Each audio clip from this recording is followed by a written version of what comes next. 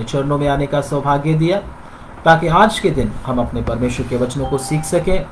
तो हमारा परमेश्वर हमसे क्या बात करना चाहता है, हम परमेश्वर के वचन में से सीखने के लिए जाएंगे। तो हम परमेश्वर के वचन के लिए वचन मनन के लिए पढ़ेंगे प्रभु के वचन में से यूहन्ना रचित सुसमाचार उसका 14 अध्याय और उसका 1 वचन। John chapter 14 verse 1। यूहन्ना रचित सुसमाचार उसका 14 अध्याय और उसका 1 वचन हम प्रभु के वचन में से पढ़ने के लिए जाएंगे। तुम्हारा मन व्याकुल ना हो जी, परमेश्वर पर विश्वास रखो और मुझ पर भी विश्वास रखो। जी, तुम्हारा मन व्याकुल ना हो, परमेश्वर पर विश्वास रखो और मुझ पर भी। जी, आगे। मेरे पिता के घर में बहुत से रहने के स्थान हैं, यदि ना होते तो मैं तुमसे कह देता, क्योंकि मैं तुम्हारे लिए जगह तैयार करने जाता हूँ। हाँ, इधर परमेश्वर का वचन हमको क्या कहता है? प्रभु यीशु मसीह के चेले जबकि प्रभु यीशु मसीह के पीछे सब कुछ छोड़कर, अपना घर बार छोड़कर, अपनी सब बातों को छोड़कर जब प्रभु यीशु मसीह के पीछे आए, तो अभी प्रभु यीशु मसीह पिता के पास जाने की बात कर रहे हैं। तो जब पिता के पास जाने की बात कर रहे हैं तो चेलों का मन क्या हो गया? उदास हो गया। चेलों का मन क्यों उदास हो गया? क्योंकि वो सब कुछ छोड़ के प्रभु यीशु मसीह के पीछे आए थे। अब उनको हौसला देने वाला कोई नहीं उधर, तो इसलिए चेलों का मन क्या हो गया? अशांत हो गया, उदास हो गया। तो प्रभु यीशु मसीह उनको देखकर क्या बोले हैं? प्रभु यीशु मसीह बोलते, तुम्हारा मन व्याकुल ना हो, परमेश्वर पर विश्वास रखो और मुझ पर भी विश्वास रखो। मेरे पिता के घर में बहुत सारे रहने के स्थान हैं, अगर ना होते तो मैं तुम्हें कह देता, क्योंकि मैं तुम्हारे लिए जगह तैयार करने जाता हूं। प्रभु यीशु मसीह का प्लान उनको इधर ही रखकर आशीष देने का नहीं था, बल्कि प्रभु यीशु मसीह का प्लान उनको अपने साथ लेकर जाने का था। लेकिन उस जगह के लिए, उधर पहुंचने के लिए एक तैयारी है। प्रभु यीशु मसीह उनको तैयार होने के लिए एक समय देकर गए हैं और उनको बोला है, मैं जगह तैयार करने के लिए जा रहा हूं। तो जगह तैयार जब प्रभु यीशु मसीह कर रहे हैं तो चेलों का भी एक काम है, उनको उस जगह में जाने के लिए क्या होना है? तैयार होना है।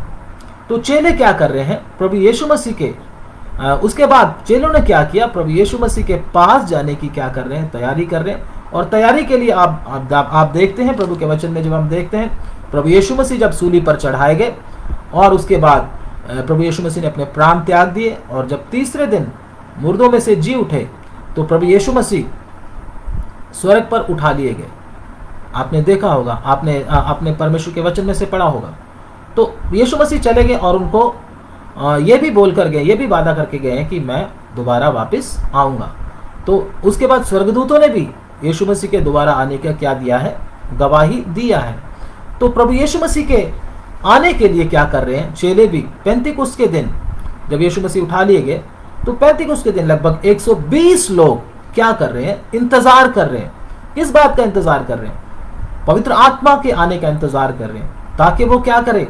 उनको क्या दे? तसल्ली दे। उनको क्या दे? हौसला दे। प्रभु यीशु मसीह उनको बोल कर गए।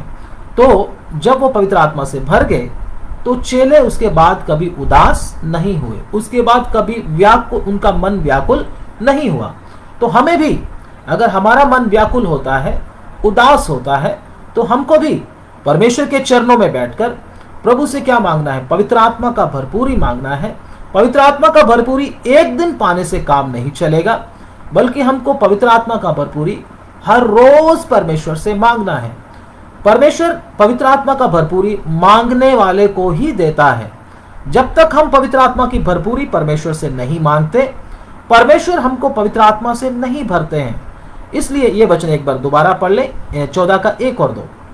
तुम्हारा मन व्याकुल ना हो, परमेश्वर पर विश्वास रखो और मुझ पर भी विश्वास रखो। हाँ, मेरे पिता के घर में बहुत से रहने के स्थान हैं, यदि ना होते तो मैं तुमसे कह देता जी, क्योंकि मैं तुम्हारे लिए जगह तैयार करने जाता हूँ। हाँ, तो प्रभु का वचन क्या कहता है? मैं तुम्हारे लिए जगह तैयार करने जाता हूँ। जब चेले निराशा में डूब गए थे तो उनको आशा कब मिली, उनको हौसला कब मिला? जब चेले पवित्र आत्मा की शक्ति से भर गए।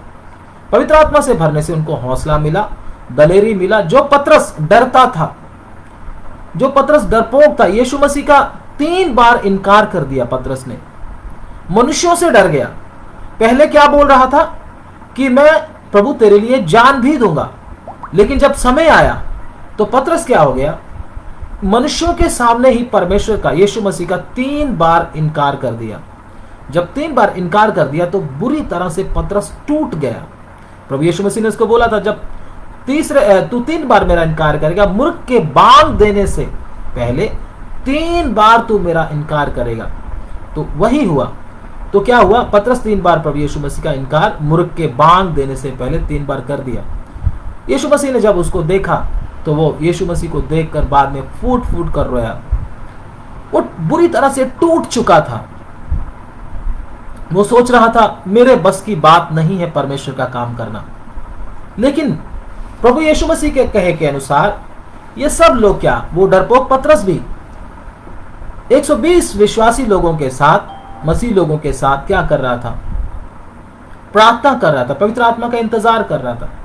जैसे ही पवित्र आत्मा से विश्वासी लोग भर गए तो वचन में लिखा है कि पतरस उनके बीच में से खड़ा होकर यहूदियों के विरुद्ध, फरीसियों के विरुद्ध प्रचार करने लगा।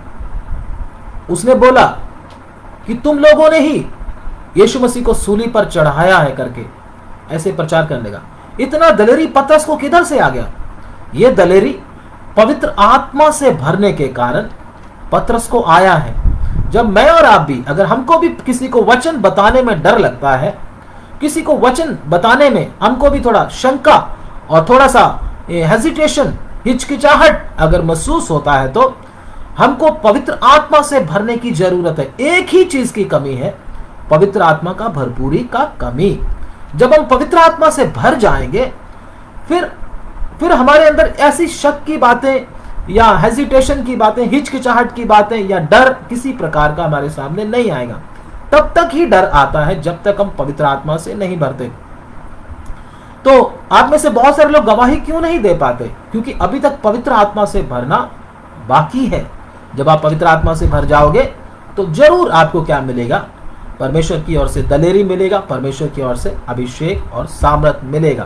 तो मन में अगर आपके अशांति आता है, एक बात और परमेश्वर के वचन में बताई गई है, अगर आपके मन में भी चेलों की तरह मन में डर आता है, मन में चिंता आता है, मन में कुछ ऐसी बातें आती हैं, हेजिटेशन आता है या मन में शक की बातें आती हैं, तो आपको भी एक काम करना होगा। प्रभु के वचन में से हम पढ़ेंगे फिलिपियों की किताब, फिलिपियंस चैप्टर 4, फिलिपियों की किताब उसका 4 अध्याय और उसका हम पढ़ेंगे 6 से लेकर 7 तक। फिलिपियों 4 का 6 से 7 जल्दी से हम प्रभु के वचन में से पढ़ेंगे।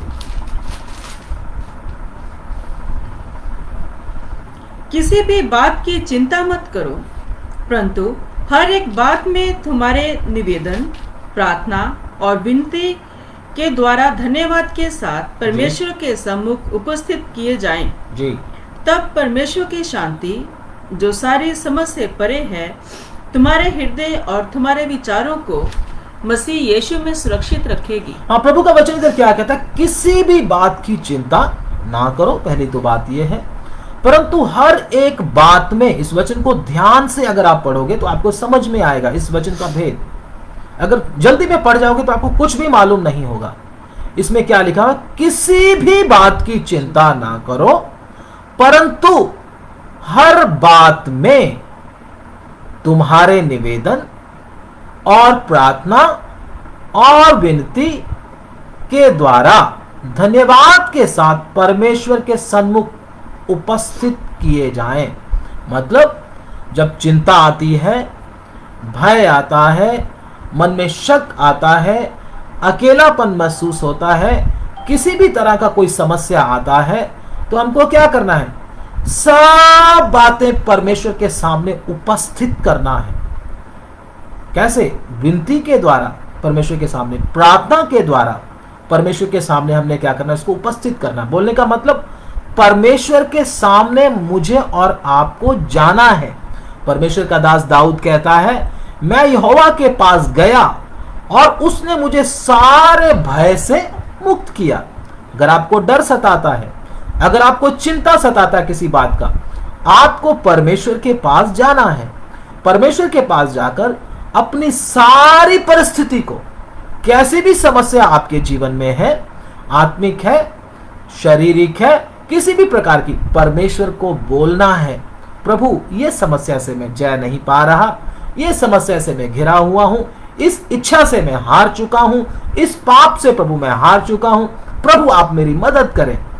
तो परमेश्वर के सामने मुझे और आपको क्या करना है? विनती करना है। जब तक आप इन बातों के कारण परमेश्वर के सामने जाकर चुपचाप बैठकर, कमरे को बंद करके, दरवाजे को बंद करके, अकेले बैठकर विनती नहीं करोगे, परमेश्वर के सामने जब तक ये बातों को परमेश्वर के सामने नहीं रखोगे, आपकी समस्या का समाधान नहीं होगा। आपकी समस्या का समाधान तभी होगा जब आप प्रभु के चरणों में जाना सीखोगे। जब आपको एक बार प्रभु के चरणों में जाना सीख गए, हर समस्या में प्रभु के ऊपर भरोसा करना सीख गए, तो फिर आपका जीवन बहुत स्मूथ हो जाएगा। आपको फिर किसी बात की चिंता करने की जरूरत नहीं होगी। तो प्रभु के दास लोग भी ऐसा किया करते थे। प्रभु के वचन में लिखा, अगर तुम में से कोई दुखी हो तो क्या करे? प्रार्थना करे। मुझे और आपको अगर किसी भी प्रकार का कुछ दुख है, कुछ चिंता है, कुछ परेशानी है, अपने पिता को बोलना है जाकर, पिता ये बात मेरे जीवन में आई है, पिता ये घटना मेरे जीवन में हुई है, पिता अब मैं क्या करूं? जब सब बातें आप अपने बाप को बता दोगे तो आपका मन हल्का हो जाएगा। ये प्रभु का वचन कहता है। प्रभु के दास भी एक दृष्टांत देते थे, एक कहानी बताते थे। मैं आपको वो भी रिपीट करना चाहता हूँ। पहले भी बता चुके हैं, इस बार भी मैं आपको बताना चाहता हूँ, प्रभु का आत्मा अगुवाई करने के कारण। एक बार एक अमीर आदमी था और उसका एक ही बेटा था। तो अमीर आदमी को क्या करना था? किसी दूर देश में जाकर व्यापार करना था। तो जब व्यापार करना था तो उसका बेटा क्या कर रहा था? पढ़ाई कर रहा था। अपने बेटे को उधर ही छोड़कर उसको जाना पड़ा। तो उसके लिए एक नौकर को नियुक्त करके गए कि तू उसका ध्यान रखना, तो और उसका खाने पीने का इंतजाम करना, उसके कपड़े धोना, सब कुछ करना। तो क्या हुआ? नौकर ने बोल दिया मैं करूंगा। तो उसका बाप नौकर के पास छोड़कर अपने बेटे को, जो उसका इकलौता बेटा था, उसको छोड़कर चला गया। जब वो चला गया तो काफी समय जब बीत गया तो एक दिन खेलते खेलते क्या हुआ? उसके बच्चे को क्या हुआ? उसके बच्चे ने खेलते खेलते क्या कर दिया? एक छोटे सा मुर्गी के बच्चे को क्या कर दिया? चकोर जिसको हम बोलते हैं, उसके बच्चे को क्या कर दिया? बॉल लगने के कारण खेलते खेलते वो मर गया। जब वो मर गया तो नौकर ने देख लिया कि इसने क्या कर दिया, छोटे बच्चे को, बर्ड्स को क्या कर दिया? मार दिया है। तो जब उसने मार दिया तो नौकर गुस्से होने लगा, बहुत बुरी तरह से चिल्लाने लगा। वो बोला मैं तुम्हारे बाप को बताऊंगा, अगर तुम मैं तुम्हारे बाप को बताऊंगा, तूने इसको क्या कर दिया? मार दिया है। तो उसने बहुत क्षमा मांगा, मुझे माफ कर दो, लेकिन उसने उसको माफ नहीं किया। बोलता है मैं तेरे बाप को तब नहीं बताऊंगा अगर तू मेरी सब बातों को माने तो वो बोला चलो मैं आपकी सब बात मानूंगा, जो आपको होगे मैं वैसा ही करूंगा, लेकिन मेरे बाप को नहीं बताना, क्योंकि मेरा बाप मुझे क्या करेगा? सजा देगा, क्योंकि मैंने एक छोटे से जानवर को क्या कर दिया है? मार दिया है। तो वो नौकर क्या बोला? तुझे झाड़ू पोछा करना पड़ेगा, तुझे कपड़े धोने पड़ेंगे, तुझे और भी बहुत सारे घर के काम करने पड़ेंगे। तो वो मान गया। तो क्या किया? वो बच्चा क्या पढ़ाई भी कर रहा था साथ साथ में, और झाड़ू पोछा भी कर रहा था, और आटे का भी उसको कर रहा था, खाना वगैरह बनाने का भी कोशिश कर रहा था, बर्तन भी मांज रहा था, सब कुछ कर रहा था। हर रोज ऐसा करते करते बच्चे की हालत बहुत खराब हो गई। दिन रात काम करता रहता था, पढ़ता भी था, काम भी करता रहता था। और जो नौकर था वो आराम से बड़े मजे से सोया रहता था। वो बोलता हाँ अब तो मुझे मजे हैं, अब तो कोई मुझे पकड़ने वाला नहीं है, सारा काम इसी को करना पड़ता है। तो एक दिन क्या हुआ? एक दिन अचानक उसका बाप उधर आ गया। जब उसका बाप आ गया तो बच्चा अपने बाप को देखकर और डर गया। वो बोला अब तो नौकर क्या करेगा? बता देगा, अब तो मेरी पिटाई होगी ही होगी। तो क्या हुआ? जब बाप पास में आया तो बच्चा रोने लग गया। डर के मारे कि अब मुझे मार पड़ेगी, पिटाई होगी मेरी, रोने लग गया। तो उसका बाप उसको पूछ रहा, बेटा तुझे क्या हो गया, तू रो क्यों रहा है? वो बोला कुछ नहीं पिताजी, कुछ नहीं पिताजी, डर भी रहा है। उसका बाप बोलता बात क्या हुआ मुझे बता तो सही, तू रो क्यों रहा है? ये रोना चुप नहीं कर रहा क्योंकि डर लग रहा है। उसके बाप ने बड़े प्यार से साइड पर ले जाकर उसको समझाया, अगर तेरे से कोई गलती हुई है, कुछ भी हुआ है, कुछ भी नुकसान हुआ तो मुझे बता दे, मैं तेरा बाप हूं, मैं तेरा पापा हूं, तू मुझे बता। रोते रोते फिर उसने क्या बोला, मुझसे एक मुर्गी का बच्चा क्या हो गया, मर गया खेलते खेलते। तो इस नौकर ने मुझको बोला कि मैं तेरे पापा को बताऊंगा, अगर तू चाहता है कि मैं तेरे पापा को ना बताऊं तो तुझे क्या करना पड़ेगा, मेरी बात मानना पड़ेगा। तो तब से ही नौकर क्या कर रहा है, मुझसे कपड़े भी धुलवा रहा है, बर्तन भी साफ करवा रहा है और घर का झाड़ू पोछा भी करवा रहा है, सारा काम घर का मैं ही करता हूं। देखो मेरे हाथ कितने क्या हो गए, खराब हो गए काम करते करते। बाप ने उसके हाथों को देखा तो बाप को बड़ा गुस्सा आया। बाप बोलता बेटे ये जानवर मैं तेरे लिए लेकर आया था, अगर मर गया तो क्या हुआ, फिर क्या हुआ, तू डर क्यों रहा, तू मुझे बता। तो उसने जब अच्छी तरह से उसको बताया तो उसके बाप ने उसको माफ कर दिया, लेकिन नौकर को उसने पकड़ लिया और पकड़ कर क्या दिया, उसको सजा दिया। तो बाप अपने बेटे से प्रेम करने लगा। तो बोलने का मतलब जब तक मैं और आप बाप को बताते नहीं है मुझसे ये गलती हुई है, मेरे जीवन में ये कमी आई है, तब तक शैतान आपको दबाता ही रहेगा, शैतान आपको डराता ही रहेगा, धमकाता ही रहेगा। इसलिए मैं और आप जब भी बोझ महसूस करें, जब भी अपने अंदर कोई कमी महसूस करें, अपने पिता को जाकर बोले, पिता मुझसे ये गलती हो गई, पिता मुझसे ये पाप हो गया, पिता मुझसे ये प्रभु हो गया जो करना नहीं चाहिए था।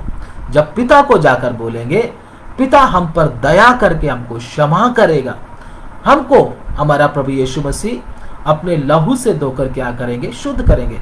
जो अपने पाप को मान लेता है और छोड़ भी देता है, उस पर क्या की जाएगी, दया की जाएगी। लेकिन जो छुपा कर रखता है उसको क्या मिलेगी, उस बात की सजा मिलेगी। तो इसलिए मुझे और आपको अपने पिता को क्या करना, सब बातें, जिस बात में भी हमारे अंदर बोझ है, जिस बात की भी हमें चिंता है, पिता को बताना है, मुझसे ये हो रहा है आजकल, मुझसे ये गलती आजकल हो रही है प्रभु, इन बातों में मैं गिर रहा हूं प्रभु, आप मुझे संभालें। जब आप अपने पिता को बताओगे, दया से भरा हुआ परमेश्वर आपके ऊपर अवश्य दया करेगा और आपको अपने अनुग्रह में ढांप के पाप के ऊपर, शारीरिकता के ऊपर, इच्छाओं और लालसाओं के ऊपर जय देगा। इस प्रकार से अगर हम भी करेंगे तो हम भी जयवंत हो जाएंगे। उस वचन को दोबारा पढ़ लेंगे हम लोग, फिलिपियों उसका 4 अध्याय उसका 6 और 7।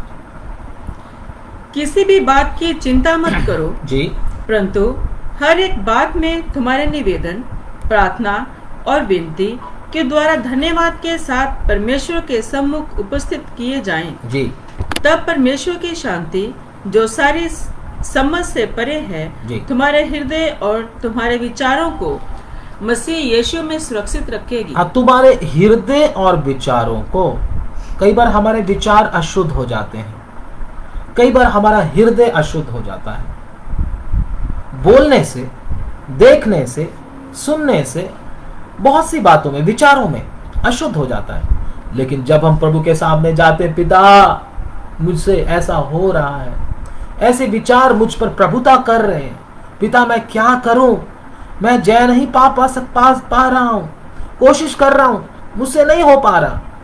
आपका पिता क्या करेगा, आपको दौड़कर अपने गले से लगाएगा और आपको अनुग्रह से भरकर पाप से, शारीरिकता से और शैतान से लड़ने की शक्ति देगा। यह परमेश्वर के वचन में बोला गया। इसलिए परमेश्वर का दास दाऊद भी कहता, जैसे मैंने आपको बताया था, मैं परमेश्वर के पास गया तो उसने मुझे मेरे सारे भय से क्या कर दिया, मुक्त कर दिया। परमेश्वर तभी आपको मुक्त करेगा जब आप उसकी सहायता पाने के लिए जाओगे। कौन सा पाप है, कौन सी ऐसी बात है जिसके ऊपर परमेश्वर आपको जयवंत नहीं कर सकता? परमेश्वर सब बातों में आपको जयवंत कर सकता है, लेकिन मैंने और आपने परमेश्वर के सामने सब कुछ खोलकर बताना है, कुछ भी छुपाना नहीं। और किसी से छुपा लो कोई बात नहीं, लेकिन अपने पिता से कुछ नहीं छुपाना। उसको सब कुछ मालूम है, लेकिन वो चाहता है कि आप उसके सामने सब बातों को बताएं, आप उसके सामने अपने दिल को खोलकर रख दें। प्रभु के वचन में विलाप गीत में एक वचन पढ़ेंगे, विलाप गीत। परमेश्वर का आत्मा याद कराने के कारण विलाप गीत की किताब हम निकालेंगे प्रभु के वचन में से। धन्यवाद।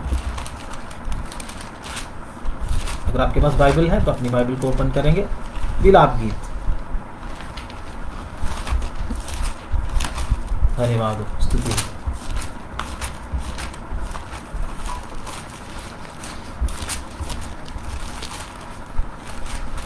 धन्यवाद। उसका हम पढ़ेंगे प्रभु के वचन में से। एक मिनट में थोड़ा सा वचन देखकर आपको बताता हूं। विलाप गीत का किताब आप निकाल लीजिए, उसका वचन मैं आपको बता रहा हूं अभी। विलाप गीत उसका 2 अध्याय, उसका 19 वचन। विलाप गीत 2 का 19। विलाप गीत 2 का 19 पढ़ दीजिएगा जी, जल्दी से। रात के हर पहर के आरंभ में उठकर चिल्लाया कर। रात के हर पहर के आरंभ में उठकर क्या किया कर? चिल्लाया कर। हाँ, प्रभु के सम्मुख अपने मन की बातों को धारा के समान उंडेल। प्रभु के सन्मुख अपनी बातों को धारा के समान उंडेल दे। धारा के समान का मतलब जैसे पानी की धारा बहती है, सारी बातों को परमेश्वर को क्या कर दे? बता दे। क्या क्या है सब बता दे परमेश्वर को, कुछ भी छुपा कर ना रख। धारा के समान क्या कर दे? उंडेल दे। समझे ना? तो इस प्रकार से हमारा परमेश्वर हमको बोलता है, अपने रात के हर पहर के आरंभ में उठकर चिल्लाया कर, प्रभु के सम्मुख अपने मन की बातों को धारा के समान, धारा की नाई क्या कर दे?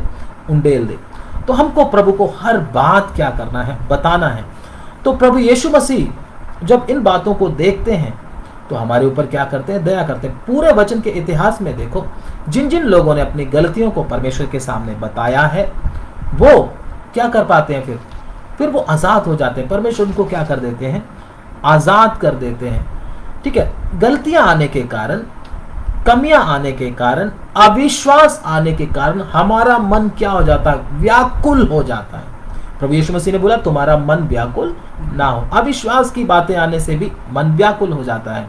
तो हम प्रभु के वचन में एक वचन पढ़ लेंगे, भजन संहिता उसका 43 अध्याय उसका 5 वचन। भजन संहिता 43 का 5।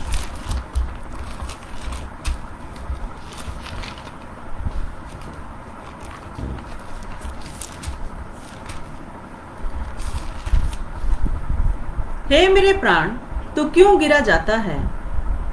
तू अंदर ही अंदर क्यों व्याकुल है? जी, परमेश्वर पर भरोसा रख, क्योंकि वह मेरे मुख की चमक और मेरा परमेश्वर है। मैं फिर उसका धन्यवाद करूंगा। मैं इसको पढ़कर आपको सुनाता हूं थोड़ा ऊंची आवाज में। मैं पढ़ता हूं इस वचन को। हे मेरे प्राण, तू क्यों गिरा जाता है? तू अंदर ही अंदर क्यों व्याकुल है? परमेश्वर पर भरोसा रख, क्योंकि वह तेरे मुख की चमक और मेरा परमेश्वर है। इसमें मेरे ख्याल से थोड़ा सा मिस्टेक है, जो ऑनलाइन बाइबल है उसमें थोड़ा सा मिस्टेक है मेरे ख्याल से, मुझे लगता है थोड़ा मिसप्रिंट है शायद। इधर से पढ़ता हूं। हे मेरे प्राण, तू क्यों गिरा जाता है? तू अंदर ही अंदर क्यों व्याकुल है? परमेश्वर पर भरोसा रख, क्योंकि वह मेरे मुख की चमक और मेरा परमेश्वर है। मैं फिर उसका धन्यवाद करूंगा। क्या बोलता है? मैं फिर उसका क्या करूंगा? धन्यवाद करूंगा। मतलब क्या होता है? इसका मतलब क्या है? व्याकुलता के कारण क्या हो जाता है? धन्यवाद भी क्या हो जाता? बंद हो जाता है। अगर आपका मन व्याकुल है, आपके अंदर विश्वास की कमी है, आप धन्यवाद करना, आराधना करना बंद कर दोगे। तो इसलिए हमें क्या करना है? ऐसी जब बातें हमारे मन में आए, परमेश्वर के सामने बोलना है, मुझ में विश्वास की कमी आ गई, मुझ में दलेरी की कमी आ गई। मेरे अंदर शारीरिकता के ऊपर जय पाने की ताकत नहीं है। मैं पाप के ऊपर जयवंत नहीं हो पा रहा। मुझे उकसाए जाने पर चुप रहने की आदत नहीं है। मैं झगड़ा कर लेता हूं। मेरे स्वभाव में क्या है? कड़वाहट है। मेरा व्यवहार लोगों से सही नहीं है। परिवार के सदस्यों से मेरा व्यवहार सही नहीं है। मैं उल्टी सीधी बात बोलता हूं, जो परमेश्वर आपको अच्छा नहीं लगता। अगर ऐसा आप बोलोगे और प्रभु मुझे इन बातों से छुड़ा, परमेश्वर निश्चय आपके टूटे हुए मन को देखकर इन बातों से आपको पूरी तरह से मुक्त कर देंगे। दाऊद के भय को मुक्त किया, पतरस के भय को मुक्त किया, और परमेश्वर के वचन में और बहुत से ऐसे उदाहरण हैं। उनके भय को परमेश्वर ने मुक्त किया, एलिया के भय को मुक्त किया। आपके भी भय को परमेश्वर क्या कर सकता है? आपसे दूर कर सकता है, आपको उससे मुक्त कर सकता है। लेकिन जब हम परमेश्वर के पास जाएंगे, यीशु मसीह जिनके पास गया, प्रभु यीशु मसीह ने भी उनकी सारी चिंता को क्या कर दिया? उनके मन से हटा दिया। अगर हम परमेश्वर के वचन में देखते हैं तो लूका उसका 5 अध्याय उसका 12 से लेकर 16 वचन तक पढ़ेंगे। लूका उसका 5 अध्याय उसका 12 से लेकर 16 वचन तक। प्रभु यीशु मसीह भी जिनके पास गए, या यीशु मसीह के पास भी जो आया, प्रभु ने उनको उनकी सारी चिंता से क्या कर दिया? मुक्त कर दिया। हम पढ़ लेंगे लूका 5 अध्याय उसका 12। जब वह किसी नगर में था जी, तो वहाँ कोढ़ से भरा हुआ एक मनुष्य आया जी, और वह यीशु को देखकर मुंह के बल गिरा और विनती की, हे प्रभु, यदि तू चाहे तो मुझे शुद्ध कर सकता है। जी। एक कोढ़ी प्रभु यीशु मसीह को देखकर आया। जब कोढ़ी यीशु मसीह को देखकर उसके पास आया, बड़ा दुखी था, बड़ा परेशान था, क्योंकि कोढ़ी लोग क्या होते थे? उनको समाज से निकाल दिया जाता था। वो अपने बच्चों के पास नहीं रह पाते थे, अपने परिवार में नहीं रह पाते थे, शहर से बाहर उनको निकाल दिया जाता था, और वो किसी के साथ बात नहीं कर पाते थे, क्योंकि कोढ़ का जो रोग था वो छूत का रोग था। हाथ लगाने से, पास आने से क्या हो जाता था? वो इन्फेक्शन होता था। इसलिए लोग दूर दूर रहते थे, इन्फेक्शन फैलता था उसका, उनको दूर रखते थे। तो एक कोढ़ी बड़ा दुखी था। वो चाहता था कि मैं भी अपने परिवार से बात करूं, मैं भी परमेश्वर की आराधना करूं, मैं भी परमेश्वर के मंदिर में जाऊं। लेकिन परमेश्वर के मंदिर में एक कोढ़ी को जाना अलाउ नहीं था। दुखी था, बहुत चिंतित था, परमेश्वर के मंदिर से दूर था, संगति से दूर था, मंडली से दूर था। तो जब उसके मन में चिंता था तो प्रभु यीशु मसीह के पास आकर मिला। तो क्या लिखा? पढ़ेंगे वचन को। जब वह किसी नगर में था जी, तो वहाँ कोढ़ से भरा हुआ एक मनुष्य आया, हाँ, और वह यीशु को देखकर मुंह के बल गिरा। यीशु को देखकर मुंह के बल गिरा। यीशु मसीह से क्या करने लगा? विनती करने लगा। और क्या बोल रहा है? हे प्रभु, हे प्रभु, यदि तू चाहे हाँ, मुझे शुद्ध कर सकता है। हाँ, यदि तू चाहे तो मुझे शुद्ध कर सकता है। इसका मतलब वो क्या बोल रहा है? प्रभु, मैं कोढ़ी हूं, मैं शुद्ध नहीं हूं, मेरे अंदर कितनी, मेरे बाहर कितनी गंदगी है। मैं परमेश्वर की संगति में नहीं जा सकता, परमेश्वर के लोगों में नहीं जा सकता, परमेश्वर के भवन में जाकर दूसरों की तरह आराधना नहीं कर सकता, अपने परिवार के साथ मिल नहीं सकता। देखो, मैं जंगलों में भटक रहा हूं। प्रभु, मुझ पर दया कर, देख मैं कोढ़ी हूं। साफ साफ बता दिया, मैं कोढ़ी हूं। तो एक कोढ़ी के लिए क्या व्यवस्था था? हम प्रभु के वचन में पढ़ते हैं लेवियों की व्यवस्था।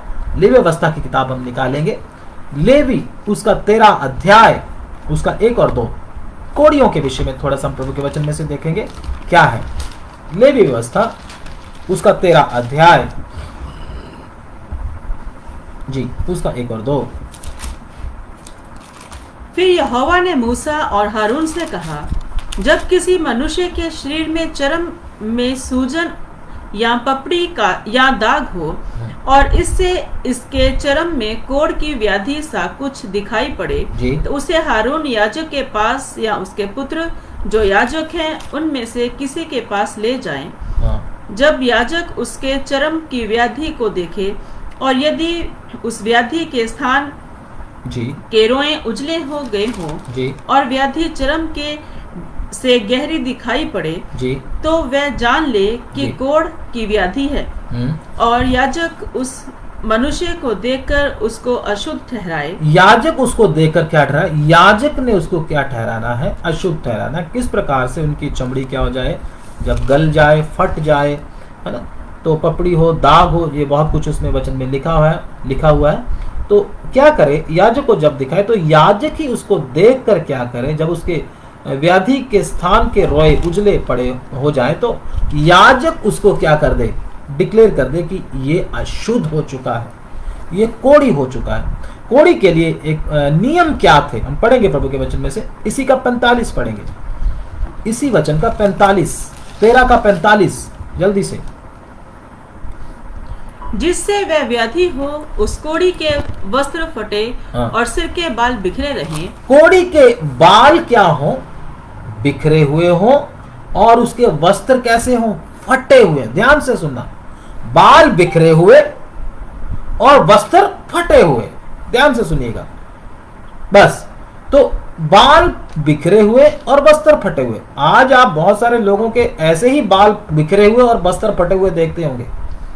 सड़कों के ऊपर लड़कों को चलते हुए देखते होंगे, बाल बिखरे हुए, इधर से इधर, पता नहीं क्या क्या किया होता है, ऐसे पेड़ की तरह, ठीक है ना, ऐसे चल रहे हैं, और वस्त्र फटे हुए पहने होते हैं। दूर से मालूम होता है कोढ़ी आ रहा है, कोढ़ी आ रहा है। कोढ़ी बाहर का कोढ़ी नहीं, अंदर का कोढ़ी है ये। तो इसलिए अगर आपके किसी के ऐसे बाल बिखार बिखार कर आप रखते हो और फटे हुए वस्त्र आप पहनते हो, परमेश्वर की नजर में आप कोढ़ी हो। प्रभु के भवन में आपको आने की इजाजत नहीं जब तक आप इन कामों को छोड़ नहीं देते। प्रभु के सामने बोलो, प्रभु मुझे शुद्ध कर इन बातों से, मुझे आजाद कर इन बातों से, इन गंदगियों से मुझे निकाल। जब आप परमेश्वर के सामने विनती करेंगे तो परमेश्वर पक्का आपको इन गंदगियों से निकालेगा। कोढ़ी ऐसे होते थे, बाल बिखरे और वस्त्र फटे, और आगे, और वह अपने ऊपर वाले होंठ को ढांपे हुए, ऊपर वाले होंठ को ऐसे ढांपे हुए रहते थे। हाँ, अशुद्ध अशुद्ध पुकारा, अशुद्ध अशुद्ध अशुद्ध पुकारा करते थे। इस प्रकार से कोढ़ियों को क्या होता था? बोला गया था, तुमने बोलना है मैं अशुद्ध हूं, अशुद्ध हूं, अशुद्ध हूं। वस्त्र क्या करने? फटे हुए पहनने और बाल बिखरे हुए, ताकि दूर से मालूम हो जाए कौन आ रहा है, कोढ़ी आ रहा है। तो इसलिए इन लोगों में यह व्यवस्था थी, और वो कोढ़ी अब उधर ही आ जाए प्रभु के वचन में, लूका 5 अध्याय उसका 12, जल्दी से उसको कंप्लीट करेंगे। ये कोढ़ी के लिए व्यवस्था थी।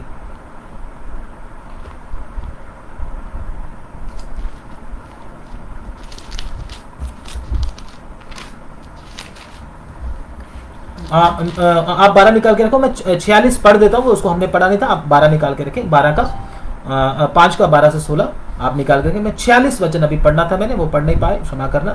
जितने दिन तक वह व्याधि उसमें रहे उतने दिन तक वह अशुद्ध रहेगा, और वह अशुद्ध ठहरा रहे, इसलिए वह अकेला रहा करे। उसका निवास छावनी के बाहर हो, अंदर नहीं घुसने देना उसको। इस प्रकार से ये कानून था। मतलब वो अपने परिवार और परमेश्वर के लोगों के साथ रह नहीं सकता, उसको दूर रहना है। अभी पढ़ेंगे लूका 5 अध्याय उसका 12 से 16। जब वह किसी नगर में था, जब वो किसी नगर में था तो वहां कोढ़ से भरा हुआ एक मनुष्य आया। कोढ़ से भरा हुआ मनुष्य आया। वैसे क्या बोलते बोलते अशुद्ध अशुद्ध अशुद्ध। हाँ, और वह यीशु को देखकर मुंह के बल गिरा। यीशु को देखकर मुंह के बल गिरा। यीशु को देखकर क्या किया उसने? प्रभु यीशु मसीह के सामने झुका, उसको प्रणाम किया जी, और विनती की, हे प्रभु, यदि तू चाहे तो मुझे शुद्ध कर सकता है। तू मुझे गाड़ी दे सकता है, तू मुझे बंगला दे सकता है, तू मेरी हर जरूरत को पूरा कर सकता है। ऐसा नहीं, क्या बोला है? प्रभु अगर तू चाहे, मेरी एक ही एक इच्छा है, तू चाहे मुझे शुद्ध कर सकता है, तू चाहे तो मुझे अंदर से धो सकता है। अगर आप में से भी अगर कोई ऐसा बोलेगा, प्रभु मैं कोढ़ी हूं, मेरे अंदर बहुत सी गंदगियां हैं, मेरे अंदर बहुत सी इच्छाएं हैं, मेरे अंदर बहुत सा लालच है, मेरा स्वभाव सही नहीं है, प्रभु मुझे तू इस बातों से शुद्ध कर दे। तो आगे पढ़े। उसने हाथ बढ़ाकर उसे छुआ। जब उसने विनती की तो प्रभु ने क्या किया? अपना हाथ बढ़ाया, हाँ, और क्या कर लिया? उसको छू लिया, हाँ, और कहा मैं चाहता हूं तू शुद्ध हो जा। मैं चाहता हूं तू शुद्ध हो जा। प्रभु तो पहले से ही चाहते थे तू शुद्ध हो जा, लेकिन प्रभु वेट कर रहे थे, तू कब बोलेगा मैं शुद्ध होना चाहता हूं, तू कब बोलेगा मैं पवित्र होना चाहता हूं, तू कब बोलेगा मेरे अंदर से ये गंदगियों को निकाल दे। प्रभु तो चाहता ही है, लेकिन हम बोलना नहीं चाहते। हम कहते मैं जैसा भी हूं सही हूं, मेरे जैसा कोई अच्छा इंसान दुनिया में है नहीं, मुझे कोई अपनी गलती दिखाई नहीं देती, मैं तो बिल्कुल ठीक हूं, बाकी सब गलत है, मैं ही ठीक हूं, उनके अंदर ही कमियां हैं, वही मुझे बोलते रहते हैं, वही मुझे डांटते रहते हैं, मैं बिल्कुल ठीक हूं। मेरे भाई, अगर आपको अपनी गंदगी दिखाई नहीं देती, मैं आपको बोलता हूं आप अंधे हैं, आत्मिक अंधे हैं। प्रभु बोलता आंखों में लगाने के लिए सुरमा मुझसे ले ले, ताकि तुझे दिखने लगे, दूसरों की गलतियां नहीं, अपनी खुद की गलतियां दिखने लगे। तो अगर मुझे और आपको अपनी गलतियां दिखाई नहीं दे रही, हमारे लिए बहुत मुश्किल हो जाएगा। इसका मतलब हमारा विवेक मरा हुआ है, आत्मा में हम मरे हुए हैं। अगर आपको अपनी कमियां दिखाई दे रही हैं, अपनी गलतियां दिखाई दे रही हैं, तो भला है। प्रभु के सामने क्या बोले? दिखाई देना ही काफी नहीं है, प्रभु के सामने गिड़गिड़ाना है, प्रभु तू चाहे तो मुझे शुद्ध कर सकता है। प्रभु ने क्या किया? उसी वचन को दोबारा पढ़ लेंगे। उसने हाथ बढ़ाकर उसे छुआ। उसने हाथ बढ़ाकर उसको छुआ और कहा मैं चाहता हूं तू शुद्ध हो जा। मैं चाहता हूं कि तू शुद्ध हो जा। और उसका कोढ़ तुरंत जाता रहा। उसका कोढ़ तुरंत जाता रहा। अगर आप में से भी कोई ऐसा है जो प्रभु को आज रात बोलेगा, प्रभु मैं अशुद्ध हूं, मेरे अंदर बहुत से बुरे विचार हैं, मेरे अंदर बहुत सी उल्टी सीधी बातें हैं, प्रभु मैं शुद्ध होना चाहता हूं, मैं अंदर से कोढ़ी हूं। अगर आप ऐसा पुकारेंगे, वही यीशु जो उस कोढ़ी को शुद्ध किया आज हमारे बीच में भी है। आज शाम के समय में, आज रात्रि के समय में वो हमारे बीच में हाजिर है। वो आप एक एक को देख रहा है, वह एक एक के हृदय को देख रहा है। आज आप में से कौन कहेगा मैं अशुद्ध होठों वाला हूं, मुझे शुद्ध कर दे? हमारा प्रभु आपको शुद्ध करने के लिए तैयार है। बस मुझे पुकारना है, मुझे उसके सामने गिड़गिड़ाना है। उसने किसी बात की चिंता नहीं की।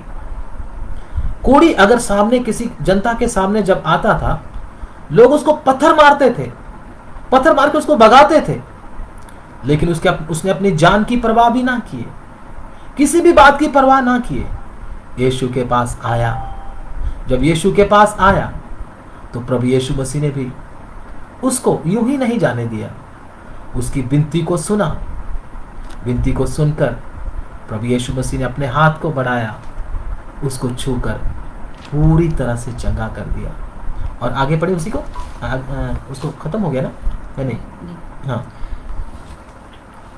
जी। तब उसने उसे चिताया, किसी से ना कहना, परंतु जाके अपने आप को याजक को दिखा। जाकर क्या कर? याजक को अपने आप को दिखा दे जी। और अपने शुद्ध होने के विषय में जो कुछ मूसा ने चढ़ावा ठहराया है, उसे चढ़ा कि उन पर गवाही हो। उन पर क्या हो? गवाही। जो मूसा ने क्या ठहराया है? चढ़ावा ठहराया है, तो वो क्या कर दे? उसको चढ़ा दे, ताकि क्या उन पर गवाही हो। हाँ जी। परंतु उसकी चर्चा और भी फैलती गई जी। और भीड़ की भीड़ उसकी सुनने के लिए और अपनी बीमारियों से चंगा होने के लिए इकट्ठी हुई। परंतु वह जंगलों में अलग जाकर प्रार्थना किया करता था जी। तो प्रभु यीशु मसीह इस प्रकार से क्या किया?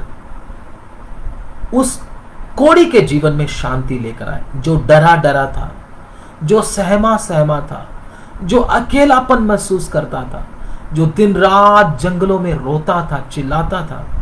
प्रभु यीशु मसीह उस अशांत जीवन में शांति लेकर आए। और वो कोढ़ी उधर जरूर गया होगा, याजक को जाकर दिखाया होगा, और याजक ने उसको, जिसको यीशु ने शुद्ध कर दिया, उसको अशुद्ध कौन ठहरा सकता है? याजक ने उसको शुद्ध ठहराया होगा, और वो अपने परिवार में गया होगा और परमेश्वर के भवन में जाकर लोगों के बीच में परमेश्वर का आराधना किया होगा।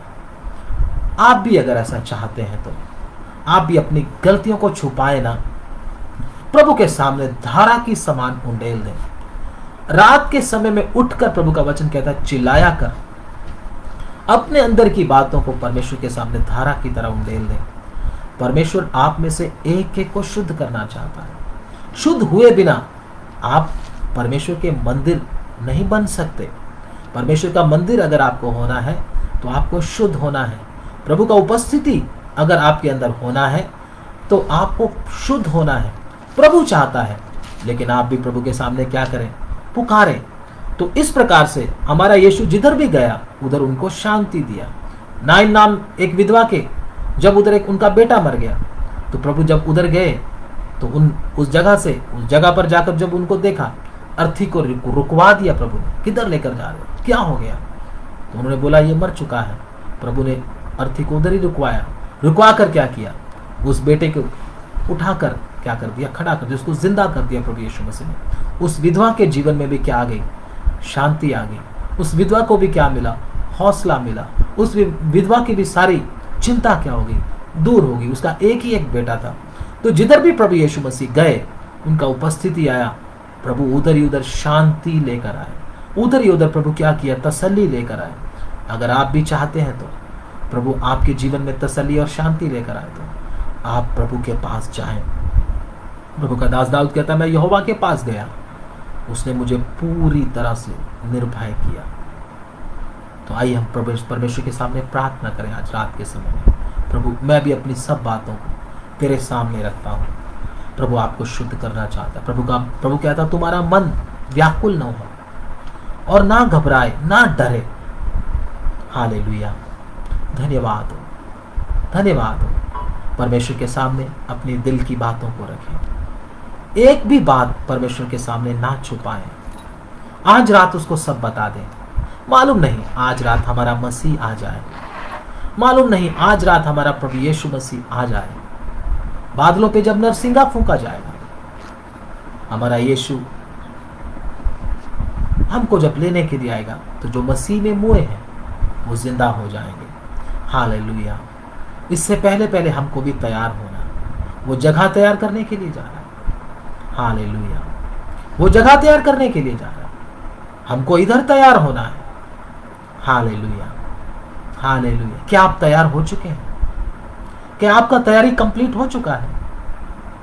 मुझे और आपको तैयार होने का मौका मिला है। हो सकता है ये मौका फिर दोबारा ना मिले। हालेलुया। आपके काम ही उधर जाने को तय करेंगे। आपका व्यवहार ही उधर जाने के लिए तय करेगा कि आप उधर क्या होंगे। आपने कितना मेहनत प्रभु के लिए किया है, यह तय करेगा उधर आप क्या होंगे। आप कैसे होंगे उधर, आपकी मेहनत ही तय करती है। आप अभी किस प्रकार से प्रभु के पीछे चल रहे हैं, आप कितना मेहनत प्रभु के लिए करते हैं, आप कितना समय प्रभु को देते हैं, यह आपकी मेहनत तय करती है। मुझे और आपको भी परमेश्वर के हाथ में सौंपते हुए अपने आप को परमेश्वर के लिए हम समय व्यतीत करें। उसके चरणों में हर रोज जाएं और मन में शांति पाएं, पवित्र आत्मा से भर जाएं। हालेलुया। अपनी सब बातें, दिल की सब बातें अपने पिता से कहें, कुछ भी छुपा कर ना रखें। फिर देखें आपके मन में कैसे शांति भरती है, आपके मन में कैसे खुशी आती है, आपके मन में कैसा आनंद आता है। फिर कौन आपको परेशान कर सकता है। आइए हम परमेश्वर के चरणों में झुक जाएं, प्रभु के दास के साथ मिलकर प्रार्थना करें। आमीन। धन्यवाद। स्तुति धन्यवाद।